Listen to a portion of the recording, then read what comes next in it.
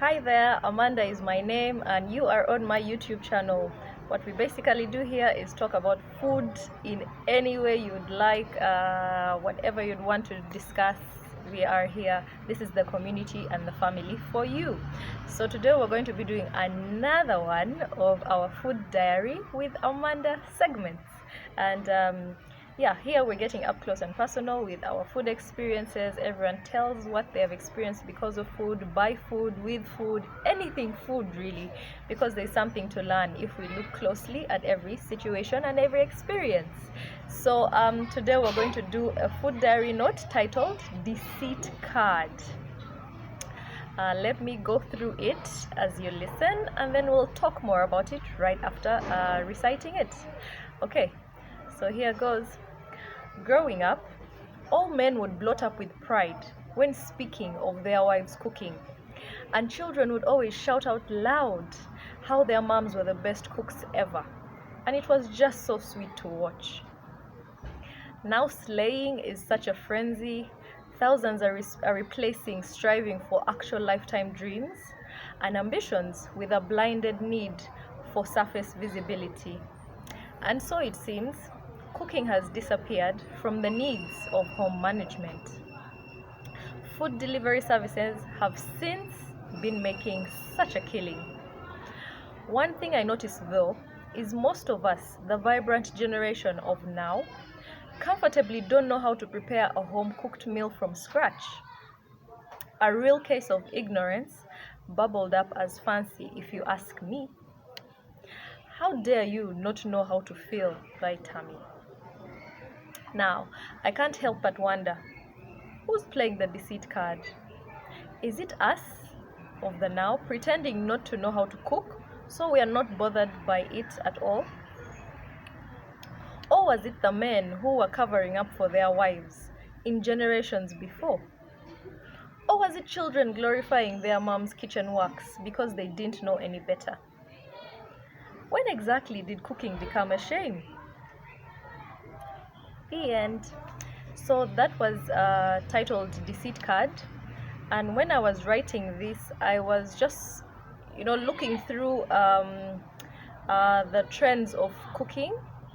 I have just come to realize that us of the now don't see cooking as something which is legitimate. We don't see it as something great or fancy. If anything, we look at it as work for domestic managers, as work for if you're in a palace, then probably servants.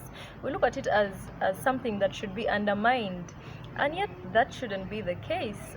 Everyone wants to have their gel nails and soft, really soft to the touch fingers, and maybe that's one of the reasons why they don't even want to do the cooking anymore. But I noticed that most of us don't talk about cooking at all, or most of us just don't even know what to do when it comes to the kitchen, leave alone the boys who should also know about cooking. But even the girls nowadays are completely bleak when it comes to kitchen works.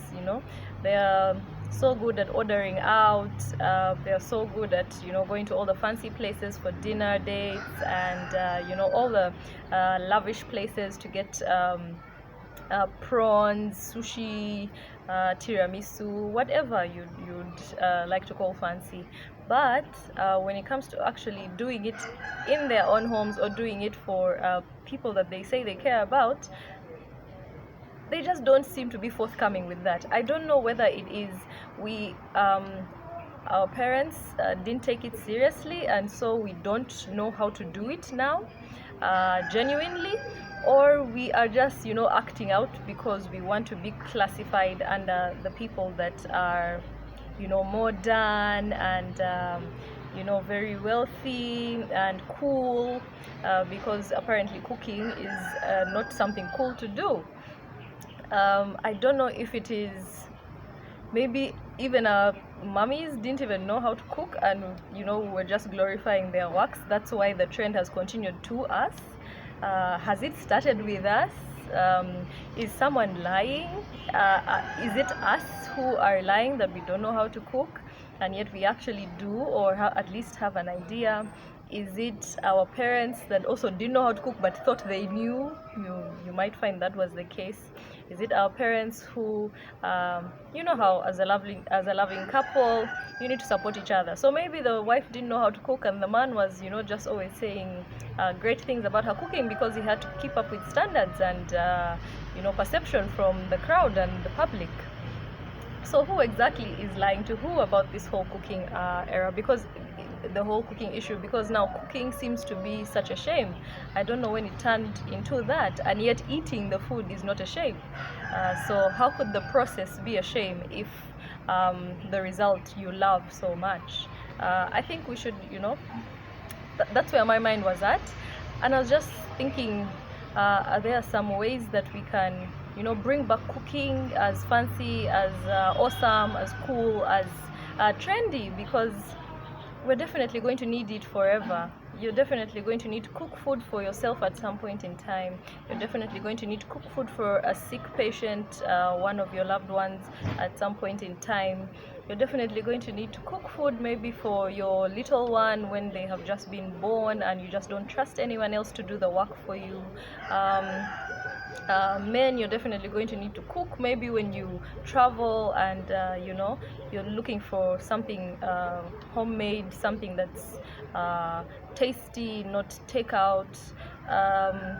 You're definitely going to need to cook when you go to your villages, because that's the order of the day there. There's no takeouts, there's no eateries that, okay, they might be there, but that's not how things are done when you go back to the village. And sometimes it's great to go to the countryside, so you're definitely going to need to cook. So cooking is a part of us. Cooking should be a part of us. Cooking should be something we're happy about. Cooking should be something we're proud of. Coming up with different creative meals might be one of the means we could use to make cooking more exciting. Join a cooking class, maybe join a cooking group, join a cooking platform that has maybe cooking memes, that just keep you inspired and talking about cooking, because cooking is very important. You can't eat raw food all the time, and you can't eat takeout all the time. You're definitely going to need to cook. Cooking can also even be a sign of you showing how much you care about someone. So you can't escape from cooking. We shouldn't make cooking shameful. It's not a terrible thing. It's not for the poor. It's not for the less privileged. It's not for the illiterate. If anything, if you're literate and if you know what's really good for your body, and have done research and taken time out to listen and read and talk about these things, you will know that cooking is what gets you to actually being healthy. Because if you cook your own meals, then you're most likely eating more hygienic foods. You're most likely eating more nutrient preserved foods. You're most likely eating foods that have not been too processed. So we can't run away from cooking. Let's just take it up, embrace it again, love it, and make it fun, make it cool. So that's where my mind was at when I was writing Deceit Card. And I don't know what you thought about it, but you could let me know. Just get down to our comment section, talk about what you think about it, give me feedback, but also give us an experience you have encountered with food as well. We'd like to discuss it, we'd like to laugh over it with you, we'd like to cry over it with you if we have to. We'll be crying, belated crying, but at least we'd be crying with you because this is a family, this is a community, and we would like to share our food life with you. For the newbies here, do subscribe so you can definitely be notified, or you can be let know when we have uploaded new content, because we're ever uploading, by the way.